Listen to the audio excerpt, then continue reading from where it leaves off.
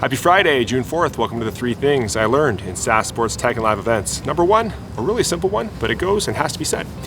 Don't no-show or cancel last minute on anyone at any point in your career, no matter the position. When I was 22, I made this mistake. I got a new gig, and I hadn't finished the interview process with another gig, so I no-showed one of the interviews. It was a group interview. The person in charge of that interview rose to prominence. 10 years later, I paid the price for that in my early 30s. I've had a number of people no-show us. One in particular no-showed us just over 10 years ago when I was in town, and is now begging one of our staffers for our business, and can't understand why we chose somebody else up front. Don't stand anybody up. Don't cancel last minute. It's extremely rude. People don't forget. That's number 1. Number 2, the worst kept secret in sports was released this week when we found out that On Location Experiences won the bid for the Olympics in Madrid, Paris, and Los Angeles. We've all known about this for well over a month. We've also known the price is very high, roughly $300 million more than the number 2 bid. Before everybody rushes to judgment on this, when you're disrupting an industry, sometimes things look expensive up front, but they're not because there's so much opportunity in front of it. Let's not forget that when Facebook bought Instagram, everybody was blown away by the price. Same thing happened with Google and YouTube, and that looks like a bargain at this point. Even when Steve Ballmer bought the Clippers for $2 billion, it seemed like a lot, and today that doesn't seem so much.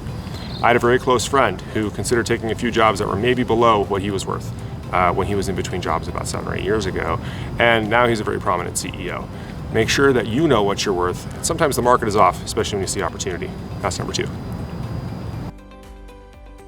And number 3, vanity dressed up as foolish pride is not worth losing anything you care about over.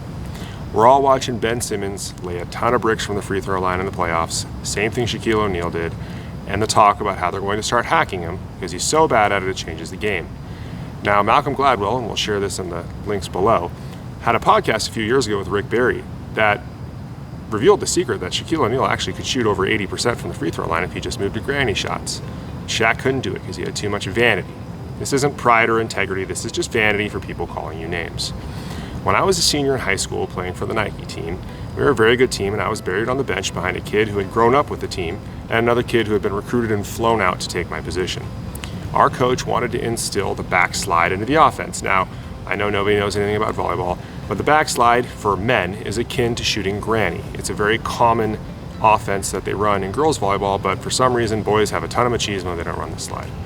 I was buried on the bench. I had no way off it, so I figured, what the hell, I'll try the backslide. Ended up hitting 800 in the junior nationals and starting in the gold medal game, and made 3rd team All-American.